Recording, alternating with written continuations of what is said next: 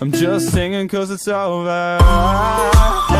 국회가 박근혜 대통령을 탄핵함에 따라서 대한민국 국호의 국정은 임시 대통령격인 황교안 국무총리를 중심으로 운영이 된다. 황교안 국무총리는 국무총리에 이어서 대통령 권한대행까지 1인 2역을 담당하게 되었다.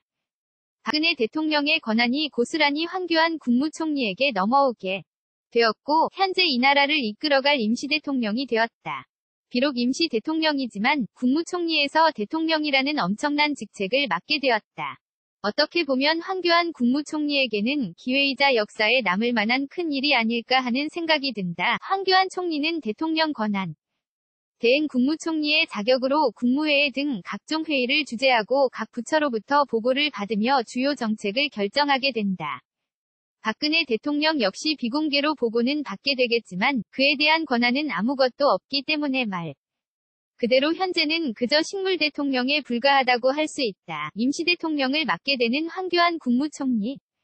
과연 그는 누구이며 그의 정치 행보에는 어떤 일들이 있었을까? 대한민국 국민이라면 어느 정도 알고 어야 하지 않을까 하는 생각이 든다. 황교안 국무총리 누구? 황교안 나이는 1957년 4월 15일 생이다.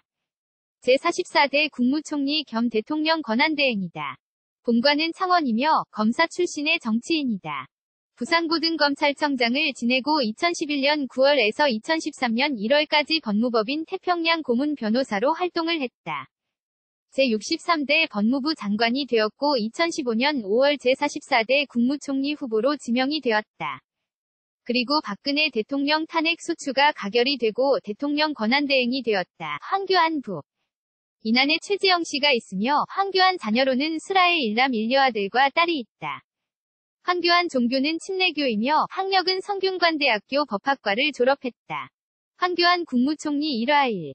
황교안 삼성 X파일 사건. 황교안은 과거 삼성 X파일 사건에 이름이 올려져 있다는 루머로 곤혹을 겪은 적이 있다. 삼성 떡값 리스트 문건이 노출이 되었고 여기에 황교안의 이름이 거론이 된 것이다. 그러나 특검에서는 혐의 없다고 발표를 했으며 황교안 역시 삼성 떡값 연루 의혹을 극구 부인하였다. 어찌되었건 결론은 혐의 없음으로 나왔다. 이석기 내란음모 사건. 법무부 장관 시절 황교안은 이석기 내란음모 사건이 터졌다. 당시 황교안 장관은 이 사건 범행을 자유민주적 기본질서에 대한 정면도전이자 위협이라고 입장을 밝혔다. 이에 따라서 이석기는 징역 9년을 선고한 원심이 확정되었다.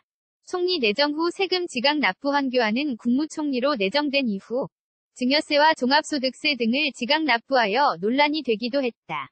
아들 황성진 군이 전세보증금 3억 원에 대한 증여세를 지각 납부함에 대해서 황교안이 자녀에게 먼저 재산을 증여한 뒤 인사청문회 검증 때 탈세 논란이 우려되자 급히 세금을 내는 것이 아니냐는 비판을 받았다.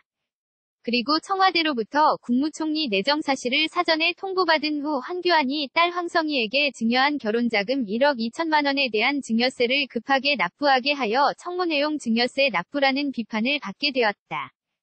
그러나 총리 인사청문회 과정에서 작년은 황교안이 총리로 지명되기 전인 2015년 5월 1일 이미 증여신고를 마친 것으로 확인이 되었다. 황교안은 총리 임명동의안이 국회에 제출된 2015년 5월 26일 종합소득세 3건을 한꺼번에 낸 것으로 확인이 되었다. 2014년 소득신고에 누락시킨 것을 지각 납부했다는 의혹이 제기가 되었다. 이에 대해서 황교안은 청문회에서 이런 말을 했다. 지금 의원님이 말씀하신 부분들은 의원님이 말씀하시다시피 큰 부분이 아니었는데 제가 불찰로 꼼꼼히 다 못 챙긴 부분들이 있습니다.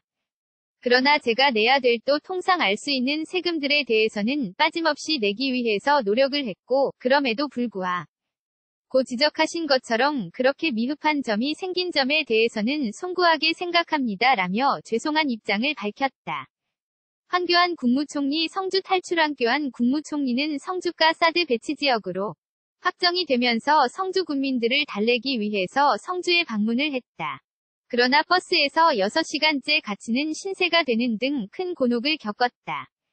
또한 성주 군민들은 물병을 던지거나 계란을 투척하는 등 큰 곤혹을 겪게 되었다. 결국 성주 군민들을 달래기에는 실패를 했고 황교안은 성주를 떠날 수밖에 없었다. 하지만 여기에서 또 사건이 발생을 했다. 성주를 탈출하는 과정에서 차량 앞을 가로막은 소울 차량을 들이받게 되었고, 소울 차량이 진로를 가로막자 곤봉으로 운전석 창문을 깬 것으로 알려져 큰 비난을 받기도 했다. 황교안 임시 대통령은 정부 서울청사에서 권한대행으로서 첫 임시국무회의를 주재한 직후 대국민담화를 발표했다. 대통령 권한대행 책무를 무겁게 받들겠다.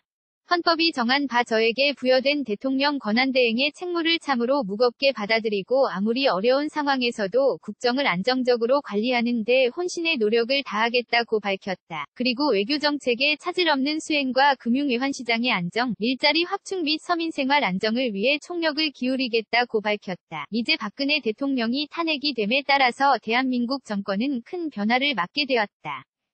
그 첫 번째가 황교안 국무총리의 대통령 권한대행 임시 대통령이 아닐까 하는 생각이 든다. 과연 황교안 행체제는 촛불 민심을 어떻게 받아들일 것이며 어떻게 실천하고 보여줄지 지켜봐야 할 것 같다.